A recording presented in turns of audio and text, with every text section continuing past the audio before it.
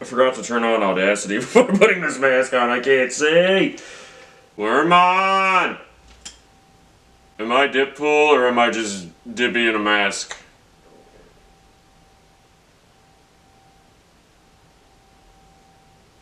Choose, Doctor! Choose!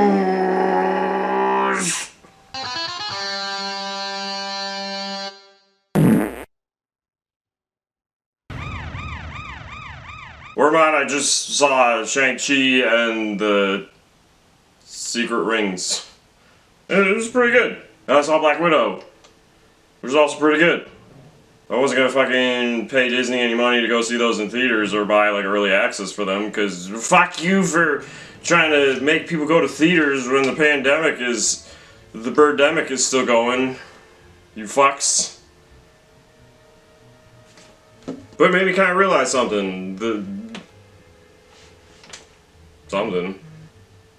movies before Infinity War and Endgame were getting kind of crusty and stale, and that actually kind of worked.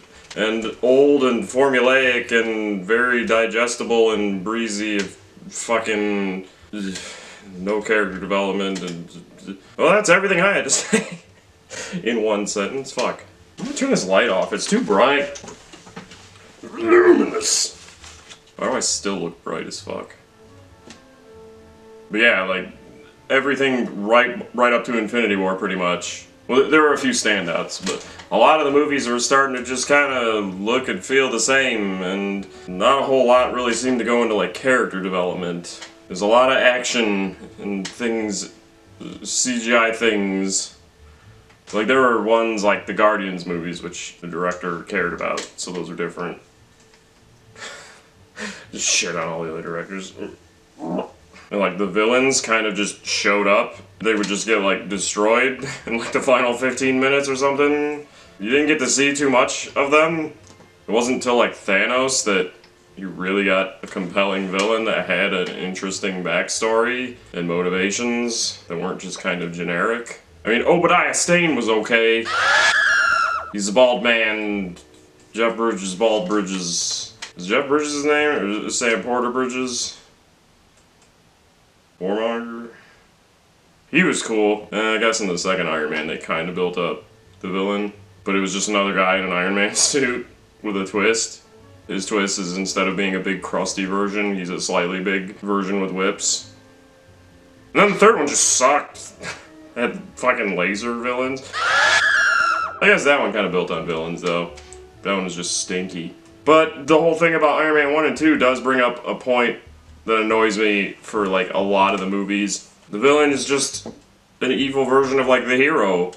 Not in all of them, it's just it happens way too often. I mean, in Black Panther you have his cousin that's just evil him basically. Like they have a fight and it's a mirror fight. I love that. You had Iron Man fight big evil Iron Man and then the evil Iron Man with whips. And of course Ant-Man, there was evil Ant-Man with lasers or something. WandaVision basically had an evil version of Wanda and an evil version of Vision. Although the cool twist there was that evil Vision was Vision. But it was still a Vision fighting Vision, and Wanda fighting a witch that used purple evil magic, a lot like her. And they made a weenie joke, because some of the humor is just dumb. What was my point? I had an outline and I'm not doing it at all because it was originally going to be a Shang-Chi interview, but I cared more about talking about the whole thing, the whole MCU. I'm the Watcher, Charmy! I watch movies! That reminds me, the fucking after Endgame movies have been pretty good and pretty like they're straight away from the formula, which I've been calling Marvel Loaf because it's just very digestible and very fucking quick and easy and you just absorb it like meatloaf.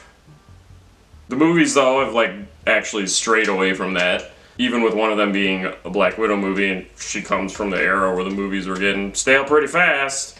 Her standalone movie was different and like pretty good overall. The shows, however, have all basically just kind of been bland and stinky. Like the What Ifs, it was okay, kind of interesting, but then it ends up with just Ultron in Vision's body with the Infinity Gauntlet.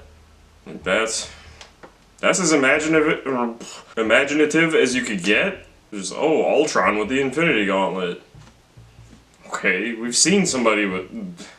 Who cares? And then instead of it being like an anthology series, like, no, surprise, there's like a multi-universe Avengers thing going on. Who would have guessed, Charmy? And like, Winter Soldier, I just feel like not a whole lot happened. The villains were just kind of seemed like some like preteen terrorists. They just weren't interesting. I don't even know what the threat was.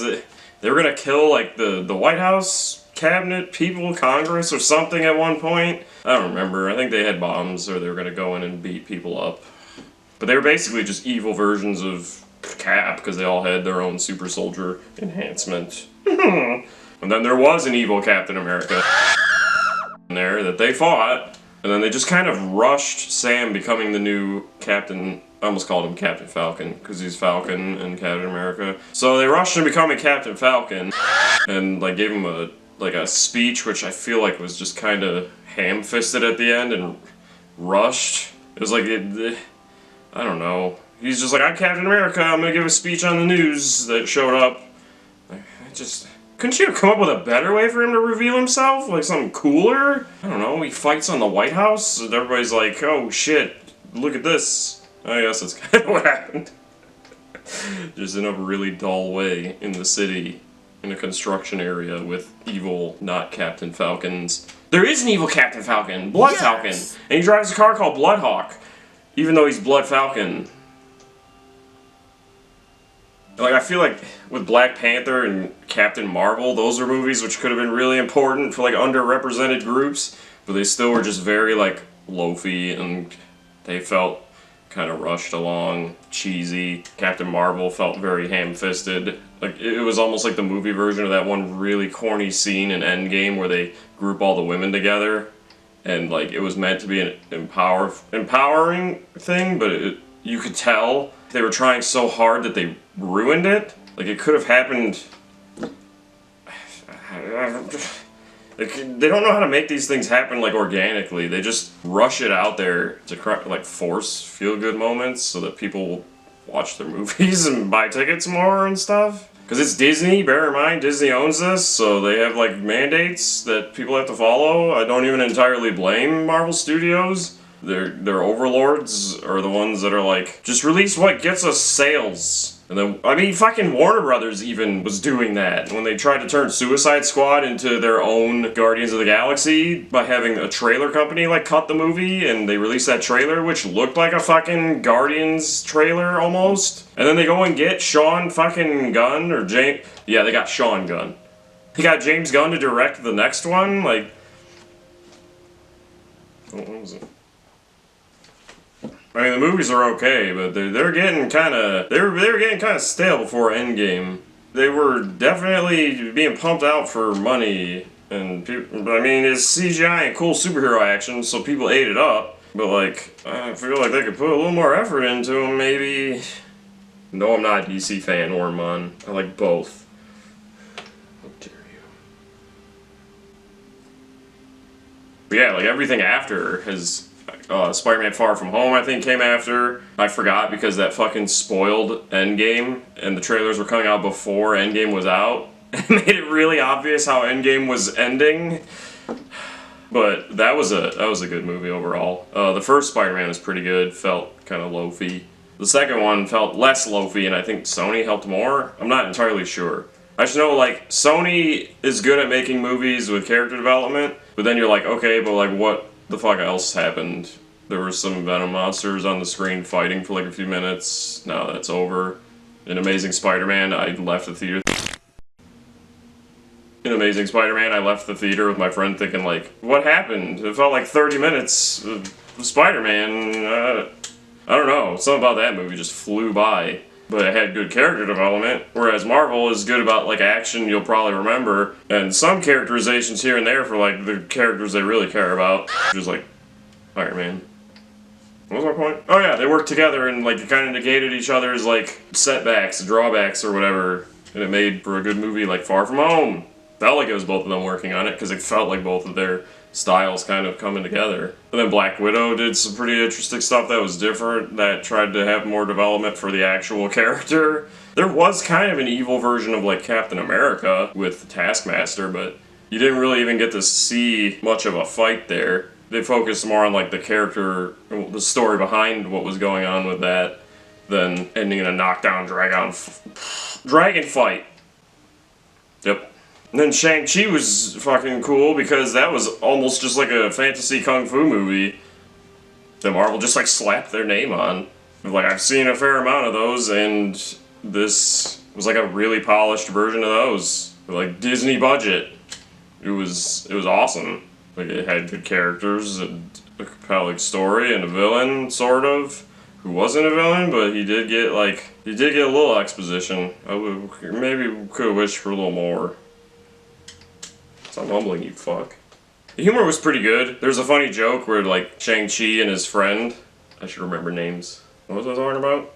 Oh yeah, Shang-Chi, Sean and Katie would, like, stay out late and party and stuff instead of being responsible and going to bed to get up for work. And at the end of the movie, Wong shows up and tells them, you know, your life is about to go on a new path. You have a long journey, you better go home and get rest. And then they're like, alright. And then they look at each other and then they're like, or? And then next thing you know, they're out partying with Wong at a karaoke, like, place. It was pretty funny, because that's what they did before they met Wong. And now they met Wong, and they did that.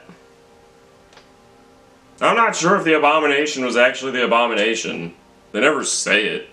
He just grunts. I mean, that was what the Abomination should have been in the movies, but I don't know if it was that gross one from the earlier movie. You know, that earlier one, there's only like 30 of them. But then there was like the YouTuber on the bus scene in the beginning of the movie when they're fighting on a bus crash, which that was cool. The boss is just killing people left and right, causing all kinds of damage, and they're fighting on it. But like the YouTuber filming, it was a little on the nose. Just show him like once or something, I don't know, don't keep showing him. But the martial arts was fucking awesome. Like, it was actually, I'm pretty sure it was Kung Fu. I've watched a lot of it. I think Wing Chun even showed up, which is kind of funny because it seemed like there was a moment where Shang-Chi was learning how to fight his father. His mother died, and she was like the only one that could fight his father and actually beat him. And so they're in a mystic land where they're like his mother came from, and his aunt's there teaching him what looked like Wing Chun. So it's like oh, all he needed to do was learn Wing Chun. Fucking best martial art.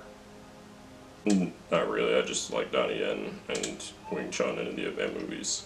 That's all you need though, just learn Wing Chun and you can beat up your dad. And it was way better than the shit in the Iron Fist seasons. That was so bad. You could tell people had like a month to learn a martial art. There were a couple that either took it seriously or knew a little bit, but nothing was on the level of like any Kung Fu movie, or just, it was all like CW or network television martial art fighting, which is sad because it was a Netflix show, which I guess is basically the same fucking thing. I don't know. It's kind of become that. And like the final confrontation was cool because there was a dragon fighting a monster that eats souls, and Shang-Chi had like a really cool fight with his dad. And you would think because they're both just human dudes that know martial arts, it would kind of be like evil hero versus good hero. But no, his dad had the rings, which had like a bunch of cool powers, and Shang-Chi, I guess, learned dragon magic from being in the land and tapping into his ancestry. He was able to fight using elements and stuff, so he did steal the rings a bunch, but, I mean, that doesn't count!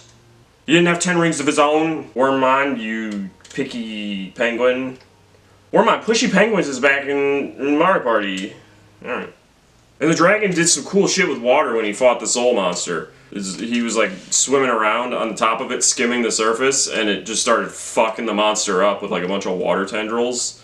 It was sick. I wish his sister did more though. She was very quiet a lot. And it was cool that she taught herself martial arts and like even was trying to have an empire of her own, but she ultimately didn't really feel like she got to do that much, especially in the final fight. But Ben Kingsley came back. That was cool. Like, they kind of just had him cough out an explanation for the whole Mandarin thing in Iron Man 3. Like, the 10 rings was stolen by the villains of Iron Man 3. They didn't really know what that group was, but they used the name and came up with like a generic named like the Mandarin to scare people. And the real Ten Rings and Shang-Chi's father just kept Ben Kingsley alive because they liked his acting when they were about to execute him. So he just lives in a dungeon with a magical little Karibo thing. Like, he uses his acting to play dead in the final battle, and it was just cool when he's using Karibo to, like, he's talking with him because they're friends and only he can understand him, and he's, like, guiding them around into the lands that Shang-Chi came from. Well, his mom. But then, like, his friend Katie just happened to get good at archery. And she was all sad about when she got to this land. She saw everybody training and was upset that she, like, didn't know or have a skill of her own she spent her life developing. But, like, she's this legendary driver. So they never really draw that connection, like, that she realizes she did do something. And she doesn't even get to use that. Like, they drive a car into this land through this maze forest that was trying to crush them, that the Karibo guided them through. But she never gets to use the car to, like, do anything. It would have been sick if she jumped in and helped in the final confrontation with that, but instead they just had her learn archery in, like, a week. And she was, like, the one that delivered the final shot to the soul monster as it was about to kill the dragon, and it helped save the day. And then they mention a Kamehameha. Is that racist? I mean, Katie's the one that called it that, because Shang-Chi used the rings to blow up the monster, and it didn't look like a Kamehameha. I don't know. I guess I am reviewing Shang-Chi a bit, but I don't fucking know, this video's getting long. But they kind of skimmed over some things, like he didn't really get too far into avenging his mother, like because Shang-Chi did kill someone, they don't really get too far into it, like they could have showed a flashback or something, it's just kind of breezed over. But overall, it was a good movie. It was pretty good. It was a nice change from the loaf. There's like loaf percentages in all the movies, and Shang-Chi had like maybe 10%. Spider-Man, Homecoming? Yeah, that because he came home, dick. That's like a 20-30% because he's baby Iron Man. Far From Home is more like 10-15%. Thor Ragnarok, like they had a lot of forced humor and stuff, but that's just Taika Waititi. Like he kind of just does that whenever he's like playing at a role or something, he kind of just really goes into it. So he pushes things. He's crazy like that. So I don't think that's really Disney being Disney or anything on him. He's just kind of, this is what he does. He spams Korg. Although in Endgame they fucking really did that stupid gamer joke shit with him. And then there's Winter Soldier, which everybody says is like the best one, but it had so many like logical fucking failures, flaws in it. I don't know. It just felt dumb. I mean, they climb out of a fucking bunker that was miles down that blew up. How did they get out of there without an elevator? How did Winter Soldier just grab Falcon out of the sky on the helicarrier? Did he have magnet boots? Like, I know he has a strong arm, but like, what kept his feet planted on the helicarrier as he grabbed Sam and slammed Captain Falcon into the ground? The Sam slam. Slam. Not like the first Captain America. Didn't even really fucking... It didn't fuck. It kind of had Red Skull with some cool moments, but I would have liked to see more of him. Norman, are we done?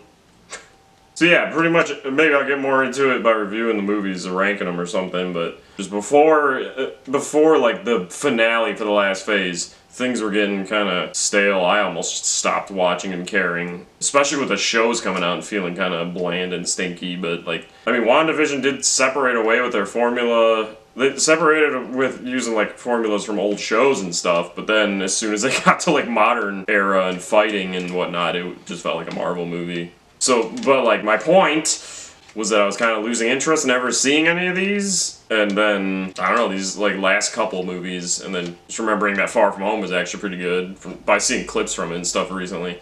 It's got me kind of invested again. If they keep trying to change things up, I think they'll be good. Because they got a good universe going, with a lot of like history and stuff, even though they've kind of breezed through a lot of things. Like a lot of people are gone. There's still a lot of history there, and they can just keep building on it. When they're not busy killing off fucking main superheroes. That reminds me, I gotta talk about the Spider-Man movie with predictions. Hopefully I'll remember to do that before...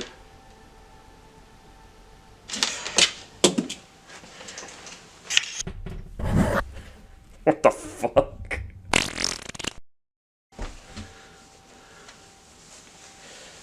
I can't can't. I'm balding, but I also can't see. Why does the camera seem like it's really fucking low?